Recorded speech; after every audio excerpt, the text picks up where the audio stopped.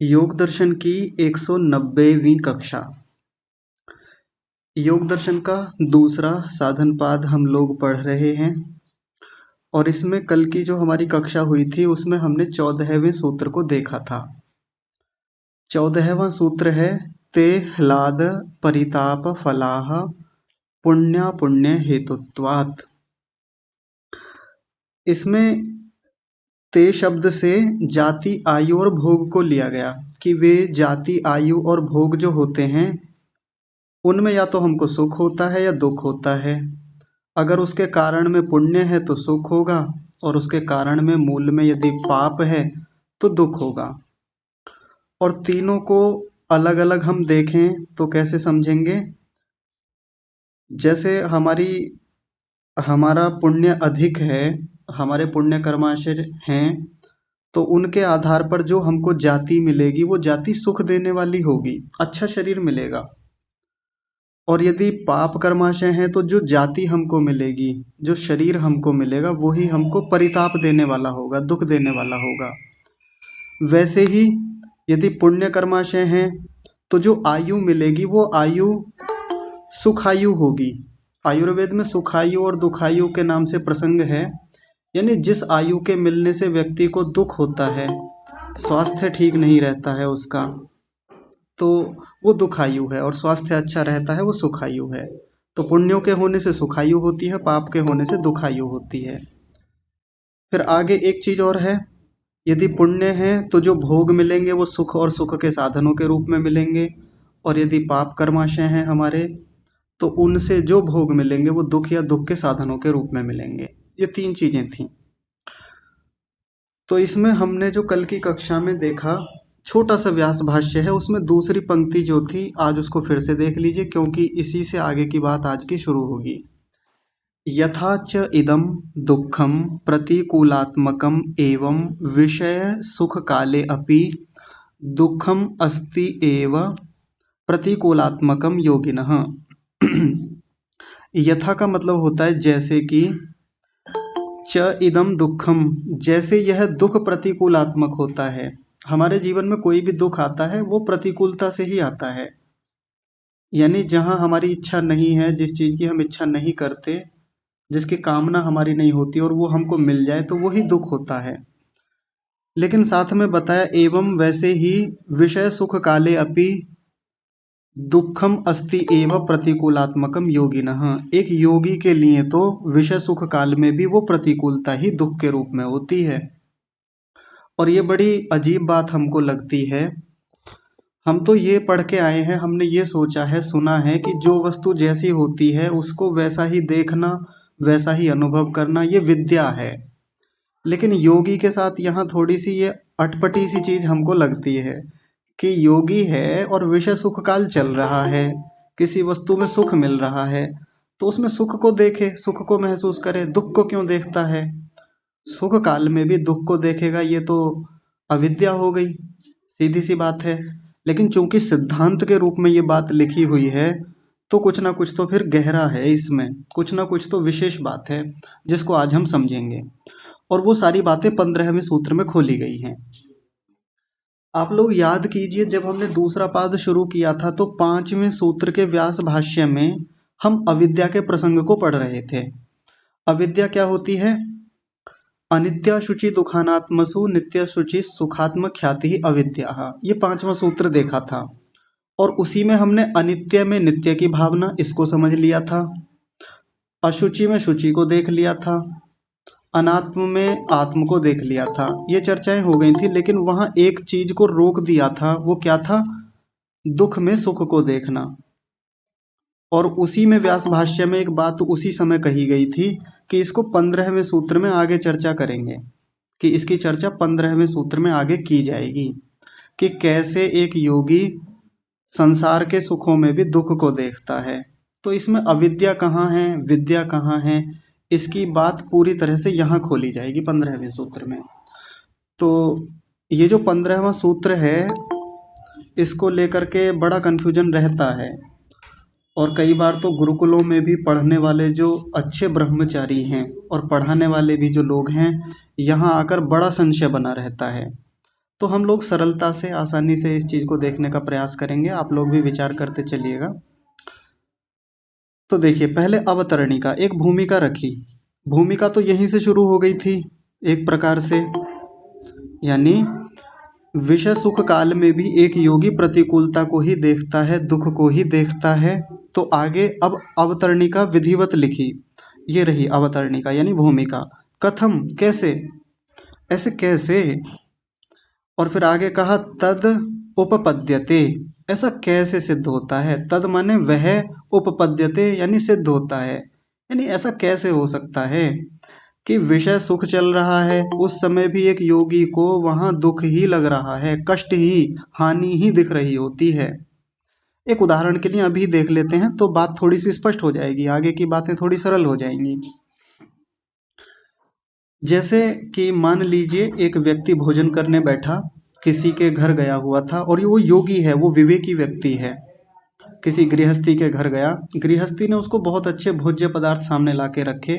हलवा रखा, पूड़ी कचौड़ी, अच्छी सब्जी, चटनी, अचार, ये सब चीजें ला करके रखी, और खूब स्वादिष्ट हैं, अच्छे व्यंजन हैं जिनको खा करके सुख होता है।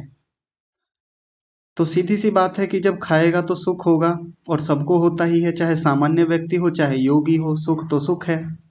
लेकिन वो योगी उस स्थिति में भी दुख महसूस कर पा रहा है, उसको वहां भी कुछ हानि दिख रही है।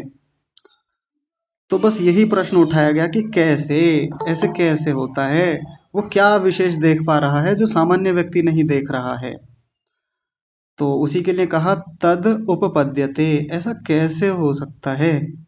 तो उसके लिए 15वां सूत्र है, और इसका व्यास भाष्य बहुत लंबा है, इसमें ढेर सारी बातें कही जाएंगी। तो देखिए 15वां सूत्र है, परिणाम ताप संस्कार दुखैर गुण वृत्ति विरोधाच दुखमेव सर्वम विवेकिनः। बड़ा प्रसिद्ध सूत्र है, आर्य समाजों में बहुत बोला जाता है, बड़ी चर्चाएं इसके बारे में होती रहती हैं, और विचार विमर्श का ये सूत्र बना रहता है। यहाँ 3 दुखों के बारे में चर्चा की गई है, मोटे मोटे 3 हैं, और एक और बढ़ा करके 4 कर दिए हैं। तो देखिए, पहला दुख क्या है, परिणाम, दूसरा है ताप, और तीसरा है संस्कार, और उसके साथ एक शब्द लगाया दुखैहि। ये 3 प्रकार के दुख हैं, परिणाम दुख, ताप दुख और संस्कार दुख। और साथ में एक और जोड़ दिया, गुण वृत्ति विरोध दुख। गुण वृत्ति विरोध च माने और लगा करके बोल दिया, गुण वृत्ति विरोध। तो इसमें कुछ विशेषता है कि इस चौथे दुख को अलग से कहना पड़ा, नहीं तो देखिए यहाँ दुखई शब्द जो पहले लिख दिया, इस दुखई शब्द को यहाँ आगे कर देते विरोधाच्य के बाद में, और क्या कह देते, परिणाम ताप संस्कार गुण वृत्ति विरोधाच्य दुखई दुखमेव सर्वम विवेकिनः, ऐसा सूत्र बना देते। लेकिन ये कुछ विशेष दुख है, गुण वृत्ति विरोध दुख, तो इसको थोड़ा अलग कहा, और 3 दुख जो हैं वो अलग कह दिए। कुल मिलाकर के आप समझ लीजिए कि 4 दुख यहाँ पर कहे हैं, परिणाम दुख, ताप दुख, संस्कार दुख, और चौथा है गुण वृत्ति विरोध दुख। तो ये 4 प्रकार के दुख हैं, और आगे कहा दुखमेव सर्वम विवेकिनः। लेकिन विवेकी के लिए, जो विवेकी व्यक्ति है या योगी व्यक्ति है, उसके लिए तो सर्वम, सब जगह, दुखमेव, दुख ही दुख है। सुख में भी उसको दुख ही दिख रहा है, और बड़ा अजीब लगता है। दुख है, ये पीछे जो दुख बताए, परिणाम दुख, ताप दुख, संस्कार दुख, या किसी भी प्रकार के दुख हैं, वो दुख हैं, ठीक है, दुख दिख रहा है, दुख हो रहा है, सब लोग पकड़ पाते हैं। लेकिन सुख में भी उसको दुख ही दिखता है, सर्वम दुखमेव, उसको सब कुछ दुख ही दिखता है। देखिए यहाँ पीछे 14वें सूत्र के, 14वां ही सूत्र है ना, हाँ, 14वें सूत्र के व्यास भाष्य में योगिनः शब्द था, और यहाँ पर विवेकिनः शब्द लेके आए। तो एक ही बात है, विवेकी यानी जो विवेकशील व्यक्ति है, जो विचारशील है, और वैसा ही योगी भी होता है, तो दोनों को एक ही लेकर चलेंगे, विवेकिनः कह लें या योगिनः कह लें। तो अब ये बात आगे खोली जाएगी, व्यास भाष्य को देखेंगे। सर्वस्यायम रागानुविद्ध चेतन अचेतन साधनाधीनः सुखानुभव इति तत्रास्ति रागजः कर्माशयः। अब एक प्रकार से आगे की बातों की भूमिका रखी जा रही है। ये जो चार दुख हैं, परिणाम दुख, ताप दुख, संस्कार दुख और गुण वृत्ति विरोध दुख, उनको समझाने के लिए पहले कुछ बातें यहाँ पर बताई जा रही हैं। तो एक एक बात को बड़े ध्यान से समझेंगे, क्योंकि इन्हीं से आगे की पूरी चर्चा समझ में आएगी। और वो प्रश्न जो खड़ा किया कि एक योगी सुख काल में भी दुख को कैसे देख रहा होता है, कष्ट को कैसे महसूस कर रहा है, हानियां क्या क्या दिख रही हैं। तो देखिए, सर्वस्य अयम रागानुविद्ध चेतन अचेतन साधनाधीनः, चेतन अचेतन साधन अधीनः सुखानुभव, सुख जमा अनुभव इति तत्र अस्ति रागजः कर्माशयः। ये शब्द मैंने अलग अलग बताए, तो आइए एक एक शब्द का अर्थ देखते हैं। सर्वस्य अयम, सर्वस्य का मतलब होता है सभी का, यानी सभी मनुष्यों का। सभी मनुष्यों को ले लिया इसमें। सभी मनुष्यों का जो सुख अनुभव होता है, सुखों का जो अनुभव होता है, यानी प्रत्येक मनुष्य जो सुखों का अनुभव करते हैं, जीवन में जितने सुख उनको मिल रहे होते हैं, वो कैसे होते हैं? चेतन अचेतन साधनाधीन, चेतन और अचेतन साधनों के अधीन होते हैं, यानी चेतन और अचेतन साधनों पर आश्रित होते हैं। इसका मतलब क्या हुआ?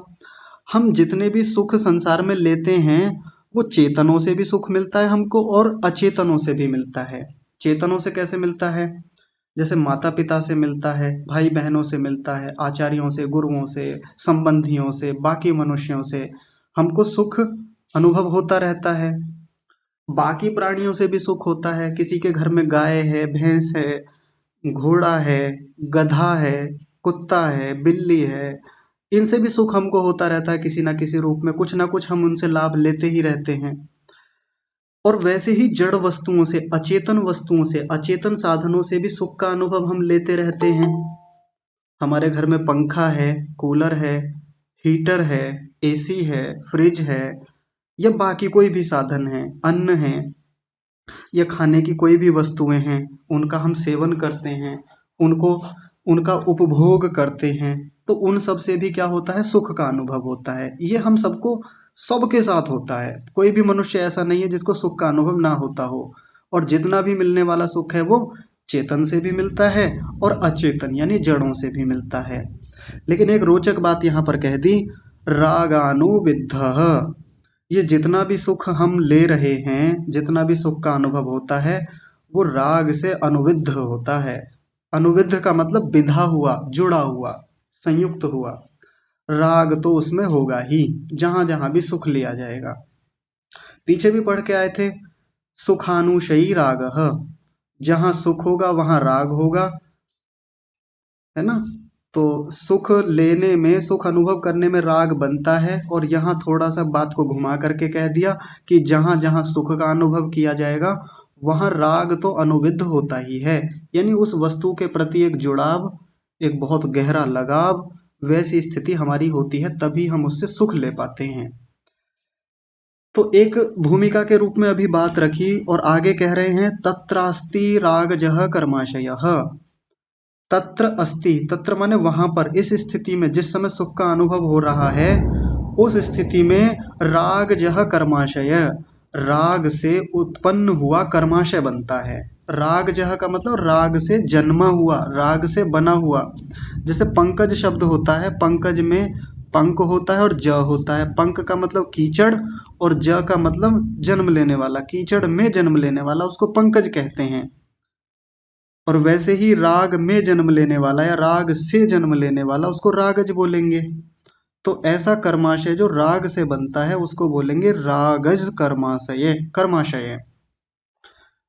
अब यहाँ पर एक बात अटपटी लगेगी कि कर्माशय तो कर्म से बनता है और राग तो एक क्लेश होता है, राग तो एक अलग चीज हो गई। और बात सही भी है सामान्य रूप से कि कर्माशय तो कर्म से ही बनता है, ठीक बात है। लेकिन यहाँ जो राग जह कर्माशय कहा, इसका मतलब यह है कि राग भीतर क्लेश के रूप में विद्यमान रहेगा। जब जब हम सुख लेंगे, जब जब हम सुख का अनुभव करेंगे, चाहे वो जड़ वस्तुओं से सुख ले रहे हों, चाहे चेतन वस्तुओं से सुख ले रहे हों, तो उस समय यदि हमारे भीतर राग अनुविद्ध है, राग जुड़ा हुआ है, तो कुछ ना कुछ कर्म भी करेंगे, कर्म तो होगा ही ना। तो उस कर्म के होने से जो कर्माशय बनेगा उसको रागज कर्माशय बोलेंगे। यानी मूल में राग है और जो कर्म किया जाएगा उससे जो कर्माशय बनेगा वो रागज कर्माशय होगा। अब आप सोच रहे होंगे ये बात बताने के पीछे का उद्देश्य क्या है इनका। तो एक उदाहरण से बात समझ लेंगे, बात स्पष्ट हो जाएगी और पीछे की काफी बातें सुलझने लगेंगी अब धीरे धीरे। जैसे छोटे छोटे बच्चे होते हैं, उनको रेत में मिट्टी में खेलने में बड़ा सुख मिलता है, बड़ा अच्छा लगता है, खुशी मिलती है उनको। और कितना रोक लें उनको, कितना समझा लें, वो मानते नहीं हैं। जैसे मैं भी वैदिक को कई बार कहता हूँ कि रेत में मत खेलो, घर वाले भी डांटते हैं। तो हालांकि मैं ज्यादा कहता नहीं, एक समय के बाद मैं छोड़ देता हूँ कि खेलो जितना खेलना है, यही आयु है जब खेलोगे। एक समय तो ऐसा आएगा जब ये सुख ले भी नहीं पाओगे। रेत में मिट्टी में फिर बड़ा होने पर कौन लेटता है, कोई पसंद नहीं करता, लेकिन बच्चे तो उसमें लेटते हैं, खूब आनंद लेते हैं, बच्चे को सुख मिल रहा है उसमें। तो बच्चा कोई है जो धूल में लेट रहा है, मिट्टी में लेट रहा है, वहीं से कोई बड़ा व्यक्ति जो अपने आप को मैच्योर कहता है कि मैं बहुत मैच्योर हूँ, मैं बहुत वरिष्ठ हूँ और मैं बहुत समझदार हूँ, वो वहां से जा रहा है। अब उसको दिख तो रहा है कि भाई बड़ा सुख ले रहा है बच्चा, बड़े मजे में है, बड़े आनंद में है। ये आनंद मैं भी लेना चाहता हूँ। बचपन में मैं भी जब छोटा था खूब मिट्टी में खेलता था, गेंद से खेलता था। और अब देखो जिम्मेदारियां इतनी आ गई हैं कि अब खेलने कोई नहीं मिल रहा है। मिट्टी में तो सुख है, सच में है, और मिट्टी का अपना ही एक आनंद है, मैं भी खेलना चाहता हूँ। लेकिन वो ऑफिस जा रहा है उस समय या अपने कार्यस्थल पर जाने की तैयारी कर रहा है, अच्छे सुंदर साफ सफेद कपड़े पहन रखे हैं। तो सुख तो है, वास्तव में है, ये उस व्यक्ति को दिख रहा है। लेकिन वो व्यक्ति कुछ और देख रहा है जो बालक को नहीं दिख रहा है। बालक तो सुख में मग्न है, बालक केवल सुख को देख पा रहा है, आनंद ले रहा है। लेकिन ये जो अपने आप को समझदार कहता है ये व्यक्ति, इसको कुछ क्या दिखता है आगे का। इसको ये दिखता है कि यदि मैं सुख लेने के लिए उतरा, यदि मैं कूदा मिट्टी में खेलने गया तो सुख तो मिल जाएगा, सीधी बात है, सुख होगा उतना, सही बात है, मिलेगा इतना तो सच्ची बात है। लेकिन साथ में जो कपड़े मैले होंगे वो मामला गड़बड़ हो जाएगा। वो उसको हानि दिख रही है, वो कष्ट दिख रहा है, और कैसे मैं अपने कार्यस्थल पर इन कपड़ों को पहन कर जाऊंगा। यानी सुख तो ले लूंगा, बिल्कुल ठीक बात है, लेकिन साथ में जो कपड़े मैले हो जाएंगे, उन कपड़ों को धोने में जो अतिरिक्त समय जाएगा, नए कपड़े पहनने में यानी कपड़े बदलने में जो एक अतिरिक्त समय जाएगा, ये उसको बड़ी हानि आगे की दिख रही है। इसलिए वो रेत में मिट्टी में कूदने से बचता है, जाने से बचता है। बच्चे को चिंता होती नहीं, कपड़े गंदे हो गए, क्या दिक्कत है, हमें थोड़ी धुलने हैं, या हमें धुलने ही नहीं है, धुले ना धुले हमें उससे क्या मतलब, हमें खेलने से सुख लेने से मतलब है। ये उदाहरण बिल्कुल सटीक घटता है इस पूरे प्रसंग पर।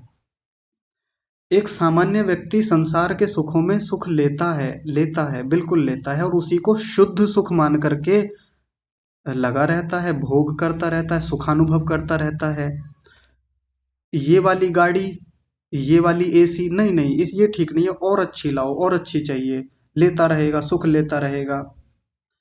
किसी भी प्रकार के खाने के सुख हैं, लेता रहेगा, उन्हीं को शुद्ध सुख माने बैठा है। जितना सुख है उतना ठीक है, वो सामान्य व्यक्ति भी ले रहा है, अच्छी बात है।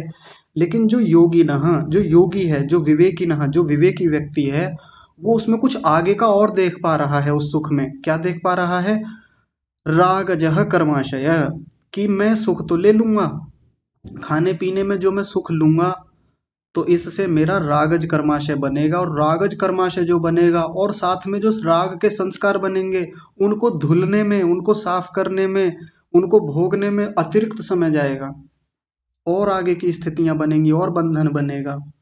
ये कुछ अतिरिक्त देख पा रहा है वो व्यक्ति। यानी सामान्य व्यक्ति जिसको शुद्ध सुख मान रहा था, वो सामान्य बच्चा जो रेत में खेलने को, उसी को सब कुछ माने बैठा था कि संसार का सबसे बड़ा आनंद यही है, सबसे बड़ा सुख यही है। एक समझदार व्यक्ति उसमें कुछ आगे का दुख भी देख रहा है कि यदि आज मैं मिट्टी में कूदा लोटा तो फिर आगे और काम बढ़ जाएंगे मेरे, और समस्याएं बढ़ जाएंगी। तो वैसे ही विवेकी व्यक्ति, योगी व्यक्ति इतनी आगे का सोच करके चलता है, और वो ये देख लेता है कि इसमें ये हानियां हैं मेरे लिए आगे। खाने पीने में, एसी में बैठने में, गाड़ी में बैठने में, एक अच्छे मकान में, कोई कोठी है किसी की, बड़ा बंगला है या खूब धन संपदा है, उन सब के भोग में सुख मिलता है, योगी को ही मिलता है। और जितना मिलता है उतने को वो वास्तव में सुख के रूप में ही देखता है।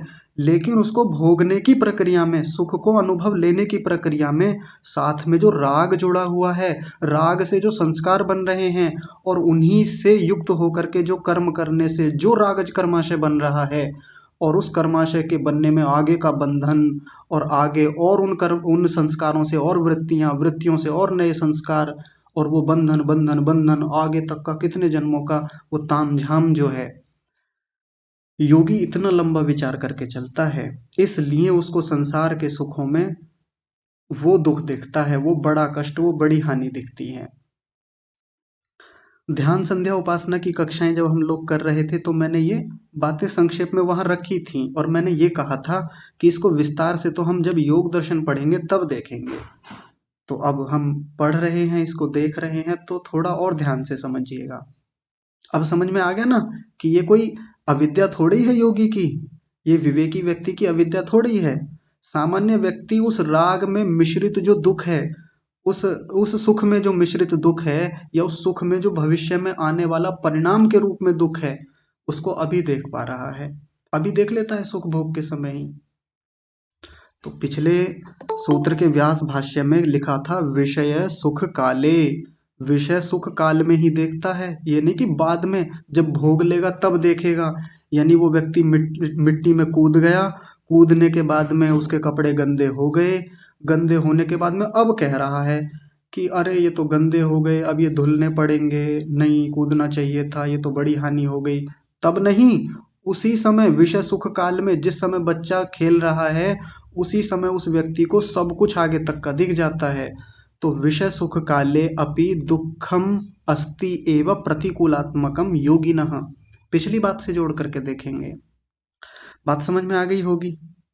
अब कहीं भी घटा लीजिए, संसार के जितने भी साधनों से हम सुख भोग कर रहे हैं वहाँ यही स्थितियां रहती हैं, राग तो रहेगा ही, और उस राग से युक्त होकर के वैसे संस्कार बनेंगे, और साथ में वैसा कर्माशय, सोचिए कितना लंबा बंधन, आगे के कितने जन्म खराब होने वाले हैं इसी चीज से, और हम ऐसे करते चले जा रहे हैं।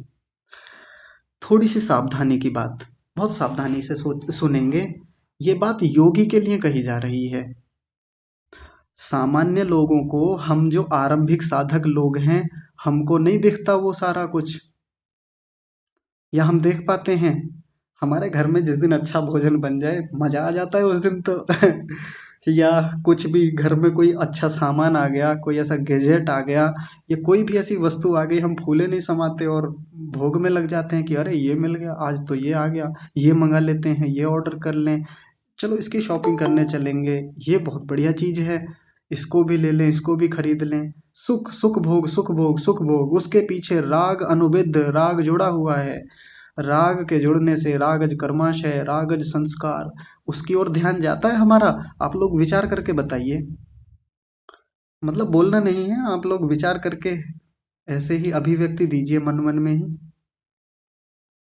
नहीं होता ना ऐसा कुछ भी, तो इसका मतलब अभी योगियों के बूते की जो बात होनी चाहिए वो अभी हमारे जीवन में है नहीं। तो फिर एक मन में ये बात आएगी, तो फिर क्या सुखों को भोगे ना, तो क्या फिर ऐसे साधनों को जुटाना बंद कर दें? तो आगे समाधान अभी होगा, देखिए। तथा च द्वेष्टि दुख साधनानि मुह्यति तथा वैसे ही, यानी जैसे अभी पीछे सुख के बारे में बताया, जैसे इस राग के बारे में बताया, वैसे ही दुख साधनों से, दुख साधनानि मुह्यति, मैं बड़ा कर देता हूँ, देख लीजिए। तथा च द्वेष्टि दुख साधनानि मुह्यति, मुह्यति को थोड़ी देर के लिए अलग करेंगे, पहले इतना देख लीजिए। तथा माने वैसे ही, द्वेष्टि माने द्वेष होता है, दुख साधनानि, दुख साधनों के होने से। जिन साधनों से हमको दुख होता है, चाहे वो चेतन साधन है चाहे वो अचेतन साधन है, हमारे जीवन में ऐसे व्यक्ति हमारे परिवार में, पड़ोस में, मित्रों में खूब मिलेंगे जिनसे हमको दुख होता है, वो दुख के साधन हैं। और वस्तुएं भी होती हैं, खूब हमारे आसपास ऐसी वस्तुएं होती हैं जिनसे हमको दुख मिलता रहता है। तो उन दुखों के होने में क्या चीज अनुविद्ध रहती है? द्वेष्टि, द्वेष, अनुविद्ध रहता है। जैसे सुख भोग में राग अनुविद्ध होता था, वैसे ही दुख के साधनों में द्वेष अनुविद्ध रहेगा। और पीछे से जोड़ लेंगे उसी बात को कि जैसे वहां राग अनुविद्ध होने से जब हम सुख को ले रहे थे तो हमारा रागज कर्माशय बन रहा था, वैसे ही जिन जिन साधनों से हमको दुख होता है, द्वेष होता है, तो उस द्वेष से युक्त होकर के हम वैसे ही कर्म करेंगे और हमारा कैसा कर्माशय बनेगा? द्वेषज कर्माशय बनेगा और द्वेष से युक्त संस्कार बनेंगे। उदाहरण से समझ लेते हैं। हमारे परिवार में कोई ऐसे सज्जन है या कोई व्यक्ति है जिनसे हमारा द्वेष है, उसको देख करके मन में हमेशा एक खिन्नता का भाव बना रहता है और ये मन करता है कि इसको ये सुना दूं, इसको ये कर दूं, इसको पीट दूं, इसको मार दूं, कब इससे पीछा छूटेगा, ये मर जाए तो बेहतर, इसका तो ये हो जाए तो बढ़िया। ऐसे द्वेष खूब होता है हमारा किसी ना किसी व्यक्ति विशेष के प्रति। तो जिस समय वो द्वेष हो रहा है और हमको दुख भी हो रहा है उससे, द्वेष जुड़ा हुआ है उसके पीछे, तो द्वेष से युक्त होकर के हम कर्म भी करते हैं। कर्म किए बिना तो रह नहीं पाएंगे। तो वैसा कर्म करने से जो स्थिति बनेगी उससे क्या होगा? द्वेषज कर्माशय बनेगा। और योगी इस चीज को पहले ही देख के चलता है, इसलिए वो द्वेष से युक्त होकर के ऐसे दुख के साधनों से दूर ही रहता है दूर होता है वहां से, वैराग्य बनाता है वहां से। समझ पा रहे हैं? एक तरफ तो हम द्वेष में आकर के, क्रोध में आकर के, जिसकी चर्चा पीछे की थी, दुखानुशयी द्वेष हमें, कि व्यक्ति उस द्वेष में आकर के कैसे कैसे काम कर डालता है और हम खूब करते हैं, हम सामान्य लोग, और उसी में गुथ जाते हैं, उसी में जुड़ जाते हैं, उसी द्वेष से युक्त होकर के कर्म करते हैं और द्वेषज कर्माशय बनाते रहते हैं और ये बनता रहता है, खूब होता है हमारे साथ, बाह्य स्तर पर भी और आंतरिक स्तर पर भी। और मुख्य रूप से ये चर्चाएं जो चल रही है ना, ये आंतरिक स्तर पर चल रही हैं, यानी ये मानसिक रूप से चीजें चल रही हैं हमारे साथ। और एक तीसरी चीज और जोड़ दी, मुह्यति च इति। मुह्यति, ऐसा ही मोह के साथ होता है, मोह, ये तीसरी चीज है और ये राग से अलग होता है मोह। और इसके बारे में अलग से भी संकेत मिलेंगे, मैं यहीं खोल देता हूं उनको, कि जैसे सुख का अनुभव हम राग से अनुविद्ध होकर के करते हैं, दुख का अनुभव द्वेष से अनुविद्ध होकर के करते हैं, वैसे ही मोह का अनुभव हम अज्ञानता से युक्त होकर के करते हैं। मोहज कर्माशय जो बनेंगे वो किससे युक्त होकर के बनेंगे? अज्ञानता से युक्त होकर के। हमारे भीतर अज्ञानता है तो उसी से संबंधित हमारे कर्म होंगे और उन कर्मों के होने से एक मोहज कर्माशय भी बनता है और मोह से युक्त संस्कार भी बनते हैं। तो ये एक तीसरी चीज आ गई। आगे देखिए, अब इसी को खोल दिया जो मैंने अभी पीछे बताया था। कह रहे हैं द्वेष मोह कृतो अपि अस्ति कर्माशयः। तो जैसे ऊपर रागज कर्माशय बन रहे थे, वैसे ही उसको कहा द्वेष मोह कृतो अपि अस्ति कर्माशयः। यहाँ कृत शब्द लगा दिया, वहां जह शब्द लगाया था साथ में। द्वेषज मोहज कर्माशयः, या द्वेष कृत कर्माशय और मोह कृत कर्माशय, है ना, जो मैंने बात अभी पीछे बोल दी, ये यहाँ आगे आ गई। तो समझ पा रहे हैं? एक योगी इन सब चीजों को विषय सुख काल में ही देख लेता है और उसके कैसे कैसे कर्माशय बनते हैं, कैसे कैसे संस्कार बनते हैं, ये चीजें उसको सुख काल में या उस दुख काल में या उस मोह काल में ही दिख जाती हैं। आगे देखिए, तथा च उक्तम, और कहा गया है। क्या कहा गया है? वही बात, शायद उस समय ऐसी कोई बात चलती होगी और ये तो हम आज भी महसूस कर पाते हैं। तो देखिए क्या बात चलती थी उस समय। न अनुपहत्य भूतानि अनुपभोगः संभवति इति हिंसा कृतो अपि अस्ति शरीरः कर्माशय इति। तो पहले इतनी पंक्ति को देख लेते हैं, न अनुपहत्य भूतानि उपभोगः संभवति इति। तो यहाँ कह रहे हैं भूतानि अनुपहत्य। भूतानि का मतलब होता है प्राणियों को। भूत हम प्राणियों को कहते हैं, संसार में जितने भी प्राणी हमको दिखते हैं, चाहे मनुष्य हैं चाहे मनुष्यों के अलावा हैं। और उपहत्या का मतलब होता है मारना और अनुपहत्या का मतलब होता है मारे बिना।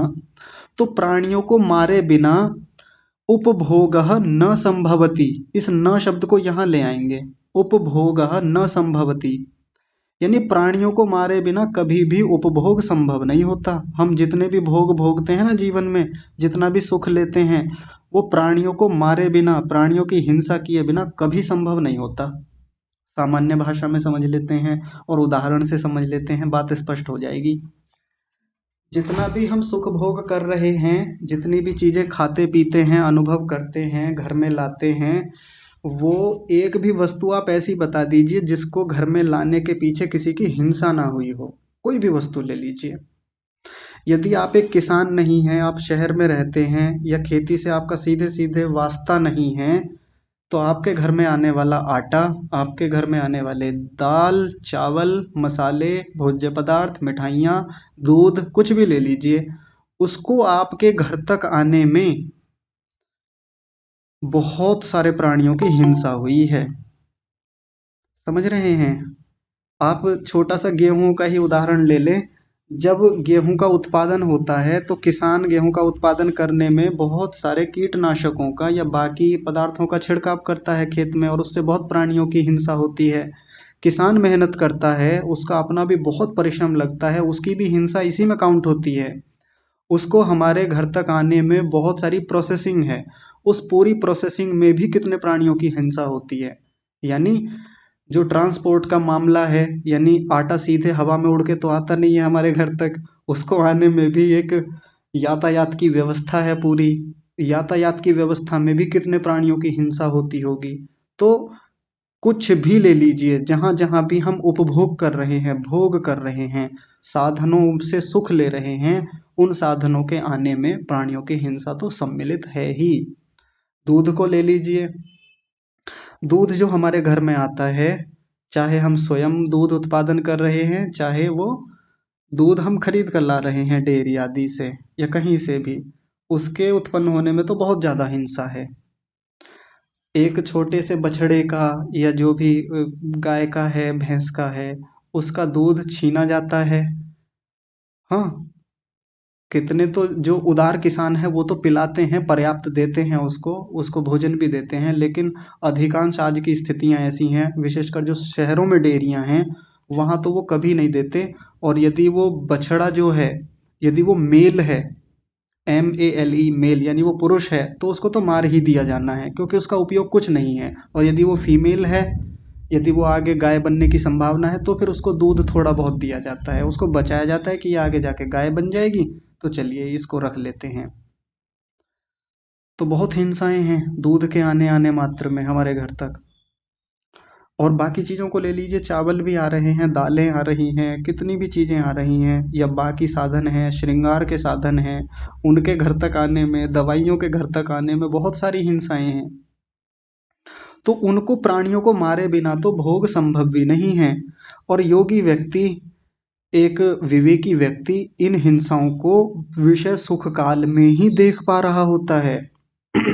अब बताइए, जब भोजन करने बैठते हैं, किसी को विचार आता है कि आज जो मैं भोजन कर रहा हूँ, इस भोजन को, ये कुछ ग्राम जो भोजन है, 250 ग्राम, 500 ग्राम भोजन जो भी मैं एक समय में भोजन करने बैठा हूँ, इस भोजन को मेरी थाली में आने तक की प्रक्रिया में कितने प्राणियों की हिंसा हुई है? क्या सुख भोग काल में हम उस हिंसा को देख पाते हैं? तो जो हिंसा हुई है, उस हिंसा के होने में हमको कुछ तो देना पड़ेगा, उसके बदले में हमारा कुछ तो जाएगा, और कुछ नहीं, बहुत कुछ जाएगा।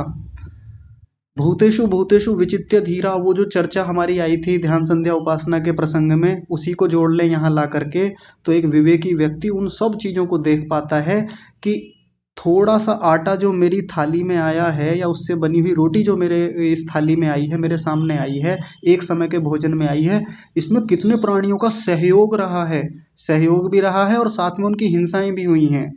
योगी व्यक्ति विषय सुख काल में भोगों को भोगते समय, खाते समय, पीते समय, वस्त्रों को पहनते समय, जूते चप्पल पहनते समय, खड़ाऊ पहनते समय, इन सब चीजों को दूर तक देख पाता है कि यदि मैं ज्यादा सुखों का भोग करूंगा, अधिक से अधिक बिना बात के चीजों को इकट्ठा करूंगा, अपरिग्रह का उल्लंघन करूंगा, अधिक से अधिक वस्तुएं ये ले ली, ये ले ली, ये भी रख लूं, ये भी शॉपिंग, वो भी शॉपिंग, दुनिया भर की इकट्ठी कर रहा हूं, तो उतना ही ज्यादा उन प्राणियों की हिंसा का पाप पाप जुड़ता चला जाएगा, वो कर्माशय मेरा और बढ़ता चला जाएगा। देख रहे हैं कितनी बारीक दृष्टि है, कितनी सूक्ष्मता से एक योगी व्यक्ति सोच करके विचार करके चलता है। सामान्य व्यक्ति नहीं सोचता इतना। इसलिए सुख भोग काल में भी वो दुख को देख पाता है, और ये वास्तव में विद्या है, ये अविद्या नहीं है। अविद्या तो वो है जो सामान्य व्यक्ति उस सुख में मिले हुए दुख को या भविष्य में आने वाले दुख को देख ही नहीं पाता, और उसी को शुद्ध सुख मान लेता है कि कचौड़ी से जो सुख है वो ही बस सुख है, इसके आगे भला क्या दुख होने वाला है, इससे इसमें क्या दुख है। लेकिन योगी व्यक्ति कहाँ तक सोच रहा है, देखिए। और आगे देखिए, आगे क्या है, हिंसा कृतो अपि अस्ति शरीरः कर्माशय इति। तो शरीर से भी जो हिंसा होती है उससे भी तो कर्माशय बनता है। ये ऊपर जितनी बातें कहीं, जहाँ वो रागज कर्माशय बनता है, द्वेषज कर्माशय बनता है या मोहकृत कर्माशय बनता है, वो मुख्य रूप से सारी बातें मन से संबंधित थीं। मन में राग होगा, मन में द्वेष होगा, मन में मोह होगा, अज्ञानता होगी, तो उससे युक्त होकर के आगे कर्म होंगे, तब वो वैसा रागज द्वेषज या मोहज कर्माशय बनेगा। तो वो मुख्य रूप से जुड़ा हुआ, मन से जुड़ा हुआ मामला था। लेकिन यहाँ कह रहे हैं हिंसा कृतो अपि अस्ति, ये जो हिंसा की गई है, हमने जो सुख भोगा और उन सुखों के भोगने में जिन प्राणियों की हिंसा हुई, वो हमारे शरीर से जुड़ी हुई है, और उससे फिर वैसा ही कर्माशय बनता है। शरीर भी तो शामिल होता है ना हमारा इन सब प्रक्रियाओं में। जितने भी हम सुखों का भोग कर रहे हैं, उनमें सीधे सीधे हमारे शरीर की भी कई बार भूमिका रहती है। जैसे हम एक किसान हैं, अब ना हमारा सीधे सीधे रागज कर्माशय बन रहा है, ना द्वेषज कर्माशय, ना मोहज कर्माशय। लेकिन जब मैं एक किसान हूँ और मैं फसल उगा रहा हूँ, चाहे अपने लिए चाहे दूसरे लोगों के लिए, तो मेरे शरीर में से भी तो हिंसाएं हो रही हैं, क्योंकि बिना हिंसा किए तो फसल कभी नहीं उगाई जा सकती। एक दिन में एक किसान जब खेत में जाता है तो पता नहीं कितने प्राणी मर जाते होंगे, भले कितना वो सतर्कता से काम कर ले, कितना सावधानी से काम कर ले। और ऐसा हो ही नहीं सकता कि वो एक दिन खेत में जाए और प्राणियों की हिंसा ना करके आए। करके आएगा, बिल्कुल करके आएगा। और उसके द्वारा उगाए गए अन्न से पोषित जितने लोग हैं, जितने लोग उससे आश्रित हैं, उस अन्न, वो अन्न जितने लोगों के पास जाता है, सब सब उसी से जुड़ेंगे। ये जो हिंसा की एक किसान ने, इसका मतलब ये नहीं है कि केवल वो किसान के खाते में जुड़ेगा वो, कि उस हिंसा का अधिकारी या उस हिंसा का जो भोक्ता बनेगा केवल किसान बनेगा, नहीं। जिस जिसके पास उसके द्वारा उगाया गया अन्न पहुंचा है, सब सब उसमें शामिल होंगे। एक बड़ी रोचक बात आपको बताते हैं। जो जैन समाज के जो मुनि लोग होते हैं, वो इस हिंसा पर बड़ा ध्यान देते हैं। हर छोटी छोटी बात में हिंसा ना हो जाए, ये हिंसा ना हो जाए, तो पानी को छान कर पियेंगे, तो मुंह पर कपड़ा बांध के रखेंगे कि अगर मुंह भी खोला थोड़ा सा भी और इसमें छोटे छोटे सूक्ष्म जीवाणु चले गए तो उनकी हिंसा हो जाएगी, इसलिए उनको भी नहीं करते। और कई बार तो ऐसा कि हम पका हुआ भोजन नहीं खाएंगे, हम कच्चा ही खा लेंगे, नहीं तो फिर उससे और हिंसाएं हैं, क्योंकि अग्नि जलेगी, और अग्नि जलेगी तो उसमें भी प्राणियों के मरने की संभावना है, इत्यादि। बहुत सूक्ष्मता से वो ध्यान देते हैं। तो फिर उनसे कोई पूछे, जैसे वो गर्म पानी का सेवन करते हैं, भोजन भी पका हुआ खाते हैं, नहाते तक नहीं है, कई बार कहते हैं कि नहाएंगे, और ये बात मैं झूठी नहीं कह रहा हूँ, वास्तव में ऐसा ही होता है। आप जाके पूछिएगा जैन समाज में जो वहाँ के मुनि लोग हैं, वो नहाते नहीं हैं। क्यों नहीं नहाते? नहाएंगे तो नहाने की प्रक्रिया में जब जल से शरीर को रगड़ा जाएगा, जल को डालेंगे, तो फिर वो जीवाणु जो है शरीर में, जुएं जो हैं सिर में, या बाकी और सूक्ष्म जीव जो हैं, उनकी मृत्यु हो जाएगी, हिंसा हो जाएगी, और हिंसा हो जाएगी तो पाप लगेगा। नहाते नहीं है तो फिर क्या करते हैं? ऐसे ही फिरते हैं। अब उनके जो शिष्य हैं, जो उनके अनुयायी हैं, वो उनको नहलाते हैं, वो उनको भोजन बना के देते हैं, गर्म पानी देते हैं, या भोजन पका करके देते हैं, फल सब्जियां देते हैं। अब उनसे यदि हमारे जैसा व्यक्ति तर्क वितर्क करने लगे कि अ, आपने ये जो आपके पास आया, ये जो भोजन आया, गर्म पानी आया, तो किसी ने तो किया होगा आपके लिए, या आपने खुद से स्नान नहीं किया लेकिन किसी ने तो कराया आपको स्नान। तो वो कहते हैं हमने थोड़ी किया, हम करते स्नान, हम स्वयं भोजन पकाते, हम स्वयं खेती करते तो हिंसा होती। अब हम उस प्रक्रिया में जुड़े ही नहीं तो हमारी हिंसा किस बात की काउंट होगी, हमारे क्यों कर्माशय बनेंगे। तो सीधी सी बात ये है कि हमने नहीं किया, हमने सीधे सीधे प्राणियों को नहीं मारा, लेकिन हमारे पास तक जितनी चीजें आई हैं, हमारे लिए जिन लोगों ने किया है वो तो उस हिंसा में शामिल रहे हैं। तो क्या हमारा कर्माशय नहीं बनेगा, हम उसमें शामिल नहीं होंगे। कई बार तो आश्रमों और गुरुकुलों में रहने वाले सन्यासी लोग या साधक लोग या वहाँ भी तपस्वी लोग इतने अति में जाकर के विचार करते हैं और सोचते हैं कि हम बाहर नहीं निकलेंगे, गाड़ियों में चलेंगे, बाहर जाएंगे और हम भी कमाई करेंगे या हम भी खेतों में जाकर के खेती करेंगे और ये सब करेंगे तो हमारी तो हिंसा हो, हम हमारा तो हिंसा वाले कर्माशय बन जाएंगे, हम नहीं करेंगे। हाँ, शिष्यों से कराएंगे, इनसे ये जो हमारे जो गुरुकुल में या हमारे आश्रम में जो ये चेले हैं इनसे कराएंगे, इनको लगेगा लगेगा तो पाप हमें नहीं लगेगा। लेकिन बड़े भ्रम में है, बड़ी अविद्या में है। उसके लिए ऋषि ने बिल्कुल साफ साफ कह रखा है, न अनुपहत्य भूतानि उपभोग संभवती इति। आप कहीं भी जाकर के उपभोग कर लें, यदि आपने सुखों का उपभोग किया है तो प्राणियों की हिंसा के बिना नहीं कर पाएंगे। उसमें सीधे सीधे आपके शरीर से हुई हो या ना हुई हो, लेकिन किसी के शरीर से तो हिंसा हुई ही है, और किसी के शरीर से जो वो हिंसा हुई है उसमें कर्माशय आपका भी जुड़ेगा। और अंत में एक बात कही यहाँ पर, विषय सुखम च अविद्या इति उक्तम। विषय सुख तो अविद्या ही है, उसको अविद्या ही कहा गया है, उक्तम यानी कहा गया है। ये विषयों का जितना सुख हम ले रहे हैं ना प्रतिदिन, चाहे कैसा भी सुख हो, वो अविद्या है। तो जो बच्चा लेट रहा था और उसको सुख को सुख मान रहा था कि रेत में मिट्टी में खेलना तो सुख है, और उसी को कह रहा था मैं तो सत्य हूँ, मैं तो सही हूँ अपनी जगह, जो सुख है मैं ले रहा हूँ उतना ही सुख है। लेकिन वो सुख नहीं है, वो अविद्या है, क्योंकि वो उसमें अपने जो उसके कपड़े मैले हो रहे हैं और भी चीजें जो खराब हो रही हैं, जो उसकी माँ को धोने पड़ेंगे उसके कपड़े, उसको नहलाना पड़ेगा, वो बच्चा नहीं देख पा रहा क्योंकि उसे चिंता नहीं है। अविद्या तो उस बच्चे की है। लेकिन जो समझदार व्यक्ति रेत में नहीं कूदता है, मिट्टी में नहीं कूदता है, धूल में नहीं कूदता है, वो आगे की चीजें उसी समय देख पा रहा है, वो है विद्या। तो अभी पूरा समाधान नहीं हुआ है, अभी तो भूमिका रखी गई है। अभी सारे दुखों को आगे खोला जाएगा, ये परिणाम दुख क्या है, ताप दुख क्या है। अभी तो परिणाम दुख की भूमिका रखी गई है, आगे ताप को खोला जाएगा।